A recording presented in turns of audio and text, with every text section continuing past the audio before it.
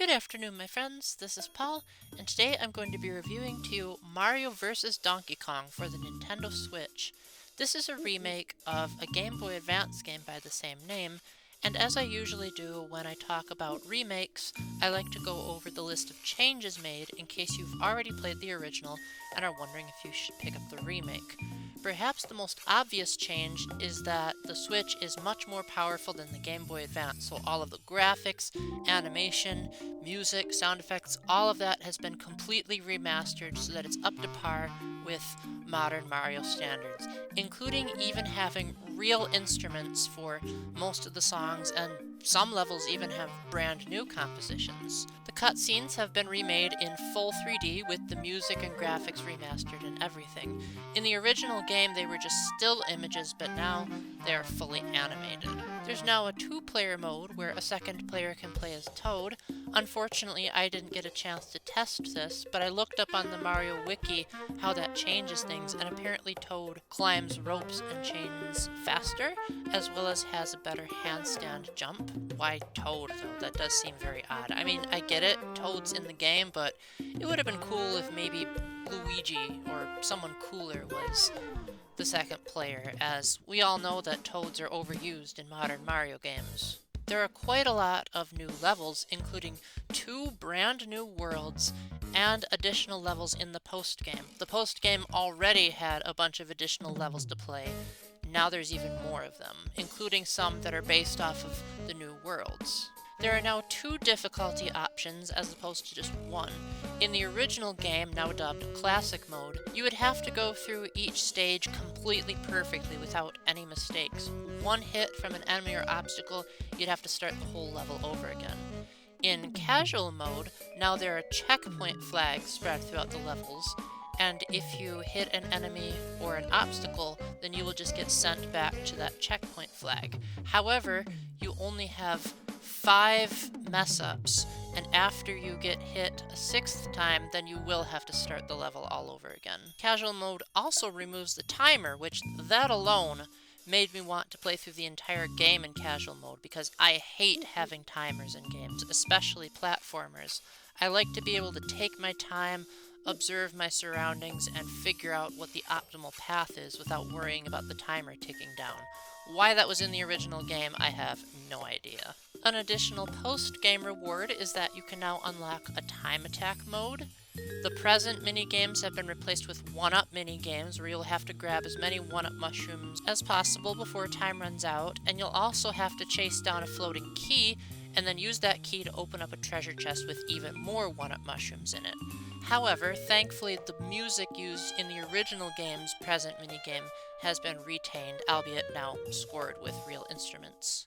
In the original game, you would lose a life if you fell from too high, but in this remake, you only get stunned from a lethal fall. Unlike Super Mario RPG, you can now use the right stick to control the camera to shift your view if you need to see things out of sight. There's no longer a scoring system between levels. Now, in order to get a gold star, all you have to do is find all of the presents between each of the pairs of levels. And now, the change you've all been waiting to hear. The voice acting. Pretty much every single line of dialogue is completely different than how it was in the original, for better or for worse, depending on how much of a fan you were of the original game's voice acting. Donkey Kong was originally voiced by Grant Kirkhope, and he actually spoke in full sentences, but now he's voiced by... how do I pronounce this name? Takashi Nagasako, hope I didn't butcher that, who is the current voice actor in the mainline Donkey Kong series. Samantha Kelly now voices Toad instead of Jen Taylor. And finally, for the voice of Mario... Hello, I'm a Mario. Let's make a pizza pie together. You go get some sausage. I'm gonna get some... You chase me the pizza. If you catch me the pizza, I'm gonna eat the pizza. We're gonna make a lasagna. Yes, that's right. Despite Charles Martinet retiring from voicing Mario, he still voices Mario in this game. Granted, they're all archive work, so he didn't record any new lines, but they managed to take some of his recordings from the original game as well as more modern releases such as Super Mario Odyssey and uncompress them. However, many fans of the original game might be really disappointed to hear that they didn't keep in all of Charles's lines. Some people online have said that Charles peaked in Mario vs. Donkey Kong as Mario spoke in more sentences than ever, but this time around most of the Mario one-liners are just the usual stuff you hear. I did find a nice YouTube video that contains all of Mario's voice work from the original game, so I will link that in the description if you missed some of Charles's earlier work. Now, on to what the game is as a whole. Mario vs. Donkey Kong is a puzzle platformer, so it takes a much slower, more methodical approach to the levels. It attempts to recapture the feel of the 1994 Donkey Kong game on the Game Boy, and even though I've never played that game, I do know about some of the cool things that it did. It was a remake of the original Donkey Kong and added, I believe it was 96 brand new levels in addition to all the levels in the arcade game. Mario had a handstand jump, where if you pressed the A button while Mario was crouching, he would stand on his hands, and then if you jumped again, he would have a higher jump, and then if you jumped again, he'd have an even higher jump, which from what I've heard was the inspiration for the double jump and triple jump in Super Mario 64 and later Mario games. The game was trying to recapture the old days where Mario's rival was Donkey Kong and not Bowser, so it feels more like a Donkey Kong game than it does a Mario game. There are even some blatant callbacks, such as being able to find hammers and use them to plow through enemies, including the same old jingle, albeit now slightly remixed. There are ropes and chains that you can climb up, where if Mario has his hands on 2 ropes or 2 chains at a time, he can climb faster upward, but he slides down a rope faster, so managing where to hold on to the rope to determine which direction you're going to go down is still present, just like it was in Donkey Kong Jr., and even those fruits that you can knock down to lower enemies are still there.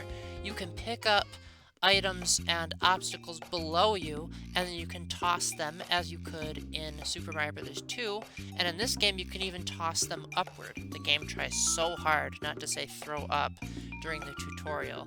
We all know better. And at the end of each world, you'll even face off against Donkey Kong, as though the arcade rivalry still continues. Each world is split into 12 levels, with 6 being displayed on each world map. The first level in a set will have you trying to find a key that goes to a door, and the second one you'll have to pick up the capsule containing a Mini Mario toy. After you beat the first 12 levels, then you'll play a Mini Mario level where all of the Mini Marios that you collected will move along automatically, and you'll have to guide them to grab each of the letters that spell the word toy, and then try to get them all into a treasure chest. I hated these levels with a passion because I don't like games where I have to be in charge of escorting people. I didn't like the villager escort missions in Fire Emblem. I don't like the Pikmin sort of being on their own in the Pikmin series, and I really don't like it here. Although it is nice that Charles Martinet voices the Mini Marios, and they basically just have an even higher pitched Mario voice than usual. After you've collected as many Mini Marios as possible, then you'll take on Donkey Kong, and each fight feels so radically different while still feeling short yet challenging. Each hit point you have is dependent on how many Mini Marios you put in the chest in the previous area, and if you want to get a gold star, then you need to not take any hits from Donkey Kong. So it's one of those easy to learn, hard to master type of levels. Mario vs. Donkey Kong has a very different feel than the traditional Mario platformers. As opposed to trying to speedrun your way through the levels and see what crazy new gimmicks there are, Mario vs. Donkey Kong tries to present tightly packed puzzles, almost as though you're playing a Zelda or Zero Escape game, and you have to manage the optimal route to get through the level without hitting anything. So you'll often encounter a lot of color switches that might change the color of blocks, conveyor belts, ropes to swing off of, and as a result, it can kind of make Mario appear a bit sluggish compared to how he was in regular Mario platformers. He only has 1 speed, so there's no run button, and his default run speed is incredibly incredibly slow. He does still have the ability to do the handstand jump, as mentioned before, as well as the side flip from Super Mario 64, but they're much harder to pull off than they are in the mainline Mario games. And it can sometimes feel like the depth perception is a bit off, because in the older Mario games you would use either the run button or the analog stick to adjust Mario's height and speed, whereas now you kind of have to commit to a jump. There's still a little bit of that here, but it can sometimes feel like you missed a jump that you would probably have made perfectly fine if you were playing a regular Mario platformer. However, that minor gripe aside and those terrible mini Mario levels, I really enjoyed my time with Mario vs. Donkey Kong. I've reviewed quite a few puzzle games this year, and this is another really good one. As to whether or not it deserves being remade, I haven't played the original, but from what I've heard, pretty much the biggest downside is the lack of all of the voice acting from the original game now being either cut out or replaced with just grunts in the case of Donkey Kong, or Mario saying his usual stuff that we've heard in pretty much every game that Charles has ever voiced in the Mario universe. Apart from that, the graphics and music are all phenomenal, the puzzles are tightly crafted, the new worlds feel like they were always in the original to begin with, and there's even more to do after the post-game.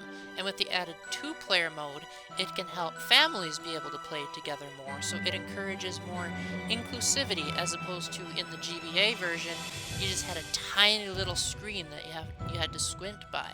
This is normally $50 on the eShop, and I'm kind of torn because on one hand there's a lot of content. There's so many additional levels that come after you beat the game, and the main game is pretty meaty on its own, as well as all of the new worlds, remastered music, remastered graphics.